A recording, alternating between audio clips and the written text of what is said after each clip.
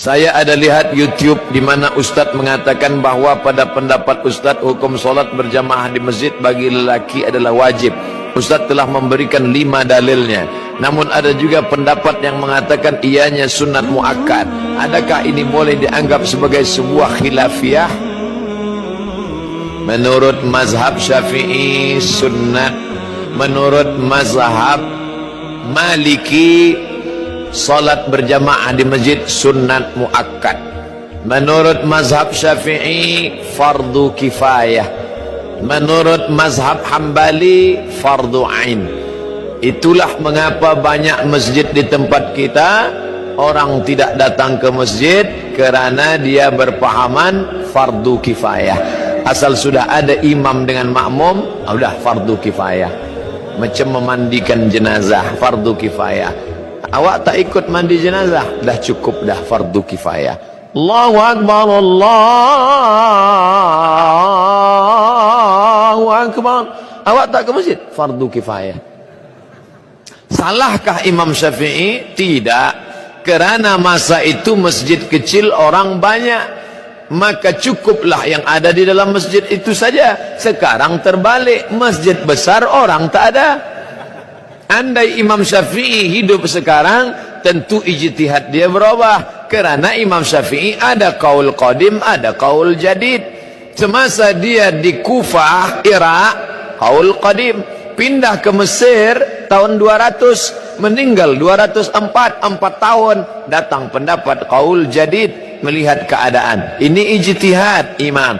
Melihat keadaan sekarang, umat meninggalkan masjid, perlu kita ambil pendapat yang mengatakan fardu ain, karena kalau tidak umat ini akan tinggal. Dalilnya mana? Dalil yang pertama, Nabi selepas salat memandang kepada jamaah bertanya, asyhidun fulan, asyhidun fulan, asyhidun fulan, mana si fulan, mana si fulan, mana si fulan.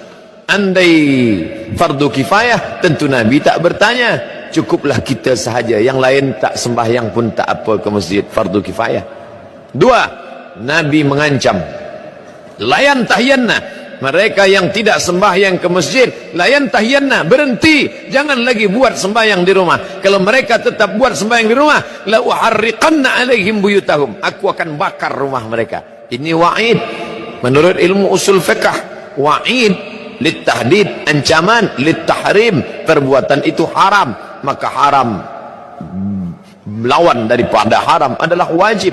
Yang ketiga, ketika sedang perang, wa idza kunta fihim, ketika kau berada bersama mereka sedang perang, fa aqamta lahumus shalah, engkau melaksanakan salat. Dalam perang pun tetap salat berjamaah, namanya salat khauf. Imam di hadapan, makmum 2 baris. Baris pertama salat, baris kedua memegang tombak anak panah menjaga serangan musuh. Selepas salat baris pertama mundur ke belakang, baris kedua maju ke hadapan. Sedangkan perang pun tetap salat berjamaah, apalagi tidak perang. Dalil yang keempat, Nabi SAW didatangi oleh Abdullah bin Ummi Maktum. Ya Rasulullah, izinkan aku salat di rumah kerana ana dharir, buta, laisa li qaidun yaquduni, tak ada orang yang dapat membimbing membawa aku ke masjid. Nabi bertanya, atasma'un nida, apakah telingamu mendengar suara azan? Itu menunjukkan orang yang buta tak dapat melihat jalan. Bila dia mendengar, dia tahu di mana letak masjid kerana telinganya tajam. Oh, di sana letak masjid. Apakah kau dengar suara azan? Ya, datanglah ke tempat itu kalau kau mampu. Maka kalau orang buta saja, Abdullah bin Ummi Maktum tua, buta, tak ada yang membimbing, tetap disuruh Nabi. Apalagi yang sehat wal afiat. Cukup satu dalil bagi orang yang mau menerima kebenaran, tapi 1001 hujah untuk menolak bagi yang bukan mencari kebenaran, tapi hidupnya mencari pembenaran.